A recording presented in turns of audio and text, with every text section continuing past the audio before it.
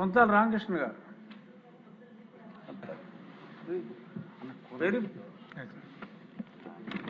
ధన్యవాదాలు అధ్యక్ష. నా పేరైతే లేదు, మరి పిలిచారు అధ్యక్షులు. ఈ కూటమి ప్రభుత్వం వచ్చాక అన్ని రంగాల్లో ఒకవైపు సంక్షేమం, ఒకవైపు అభివృద్ధి చేస్తూ దేశంలోనే అత్యంత ప్రతిభావంతంగా అభివృద్ధి సాధిస్తూ మొన్ననే చూసిన జిఎస్డిపి మొదటి క్వార్టర్లో అయితే సుమారు 10% పైన జిఎస్డిపి వచ్చింది. దేశవ్యాప్తంగా 7.8% వస్తే మన రాష్ట్రం దాన్ని మించిపోయి 10.5%కి వెళ్ళింది అధ్యక్ష. అన్ని రంగాల్లో కూడా అభివృద్ధి సాధిస్తూ ఒకవైపు మన ప్రధానమంత్రి గారు వికసిత భారత్ 2047లో ఏ రకంగా తీసుకొస్తున్నారో స్వర్ణాంతరాన్ని తీసుకురావాలనే ఆలోచనతో మన గౌరవ ముఖ్యమంత్రి గారు నారా చంద్రబాబు నాయుడు గారు, గౌరవ ఉప ముఖ్యమంత్రి గారు పవన్ కళ్యాణ్ గారు, వారు ఇద్దరూ కూడా మంచి ఆలోచనతో ఈ రాష్ట్రాన్ని ముందుకు తీసుకువెళ్తూ అభివృద్ధి సంక్షేమ బాట వైపు నడిపిస్తున్నారు అధ్యక్ష. ఒకవైపు టెక్నాలజీ వైపు క్వాంటమ్ టెక్నాలజీ కానీ, అదేవిధంగా అన్ని రంగాల్లో కూడా పారిశ్రామికీకరణ కానీ, దేశంలో వచ్చిన పరిశ్రమలో 25% పరిశ్రమలు మన రాష్ట్రంలోకి రావటం, అన్ని రంగాల్లో అభివృద్ధి చేయడమే కాకుండా ముఖ్యంగా విద్యా వ్యవస్థ ఏ సమాజానికైనా అత్యంత ముఖ్యమైనది, బ్యాక్ బోన్ లాంటిది. అటువంటి విద్యా వ్యవస్థ గత 5 సంవత్సరాల్లో పూర్తిగా భ్రష్టుపట్టి తెలుగు భాషను పూర్తిగా పక్కకు పెట్టి ఇంగ్లీష్ మీడియం అని చెప్పి, లేదు సిబిఎస్ఈ సిలబస్ అని చెప్పి, ఐసిఎస్సి అని చెప్పి, ఒకసారి ఏమో ఐబిఎం సిలబస్ అని, ఐబీ సిలబస్ అని, ఒకసారి టోఫల్ ఎగ్జామ్స్ అని పెడితే ఈ ప్రభుత్వం వచ్చాక మాక్ టెస్టులు పెట్టారు.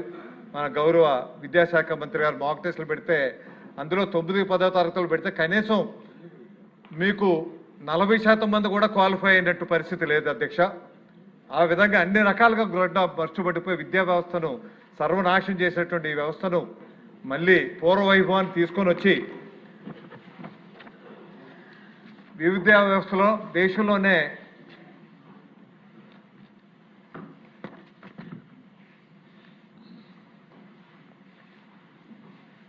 దేశంలోనే అత్యంత ప్రతిభావంతమైనటువంటి విద్యా వ్యవస్థగా రూపొందించాలనేటువంటి ఒక అకుంఠిత దీక్షతో కంకణం కట్టుకొని విద్యా వ్యవస్థను సమూలంగా ప్రక్షాళన చేసేటువంటి ప్రక్రియ చేయడం మనం చూస్తూ ఉన్నాం అధ్యక్ష.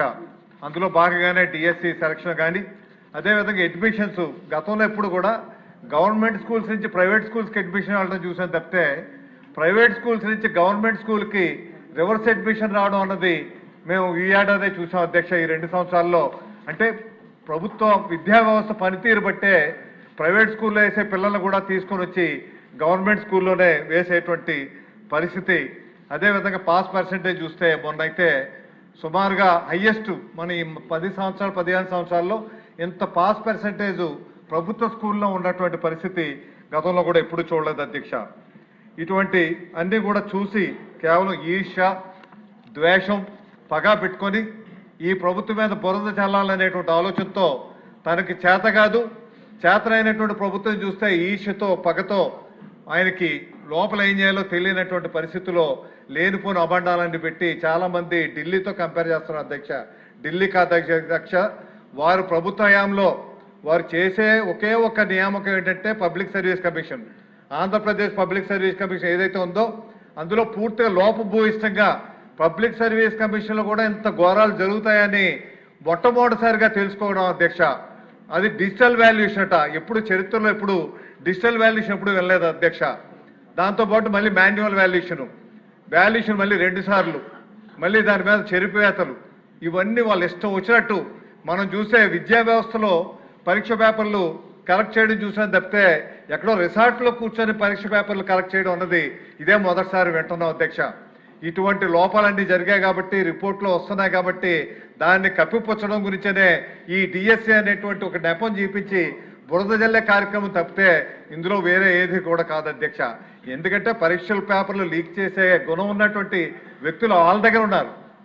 వాళ్ళు ఆ పని చేస్తూ వాళ్ళు ఎదుటి వాళ్ళ మీద నిందలు వేయడం అన్నది చాలా దురదృష్టకరమైనటువంటి విషయం అధ్యక్ష. ఈరోజు మంచి పరిపాలన వెళ్తుంది అధ్యక్ష. ఇటు పంచాయతీరాజ్ వ్యవస్థలో కానీ, అదేవిధంగా రాజధాని నిర్మించడం, పోలవరం ప్రాజెక్టు వచ్చే ఏడాదికి పూర్తయ్యే కార్యక్రమం కానీ, తాను ఏదైతే చేత కాలేదో, ఏం చేయలేకపోయాడో అవి 2 సంవత్సరాల్లో చేసి చూపించేటువంటి మంచి ప్రభుత్వం వచ్చింది కాబట్టి ఈర్ష్యతో ప్రభుత్వం మీద నింద మోపాలనేటువంటి ఆలోచనతో ఇటువంటి ప్రక్రియలన్నీ చేస్తున్నారు అధ్యక్ష. ఇప్పుడే వాళ్ళైతే ఆ ఛాలెంజ్ తీసుకోవడం మటుకు సిద్ధంగా లేరు అధ్యక్ష.